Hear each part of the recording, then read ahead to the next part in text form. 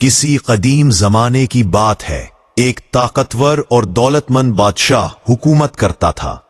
उसके पास सब कुछ था, मगर दिल का सुकून नहीं था।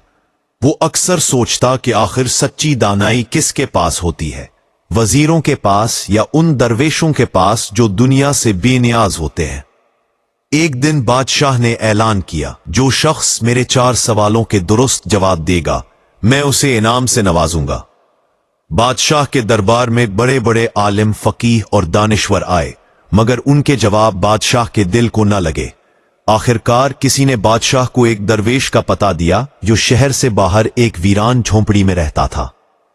बादशाह भेस बदलकर उस दरवेश के पास पहुंचा। पहला सवाल बादशाह ने पूछा, दुनिया में सबसे कीमती चीज क्या है? दरवेश मुस्कराया और बोला, वक्त, क्योंकि जो वक्त गिनवा दे वो सब कुछ खो देता है। बादशाह ने दिल में यह बात बिठा ली। दूसरा सवाल बादशाह ने पूछा, सबसे ताकतवर इंसान कौन है? दरवेश ने जवाब दिया, वो जो गुस्से पर काबू पाले, क्योंकि अपने नफ्स को शिकस्त देना सबसे बड़ी ताकत है। तीसरा सवाल बादशाह ने कहा, सबसे बड़ा दुश्मन कौन है? दरवेश ने गहरी सांस ली और बोला, लालच, क्योंकि यह इंसान को हक से दूर और गुनाह के करीब ले जाता है।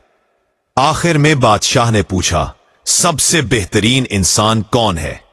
दरवेश ने कहा, वो दूसरों के लिए जीता है और अल्लाह पर मुकम्मल भरोसा रखता है। यह सुनकर बादशाह की आंखों में आंसू आ गए। उसने अपना भेस उतारा और कहा, मैं ही वो बादशाह हूं जिसके सवालों ने मुझे बेचैन कर रखा था।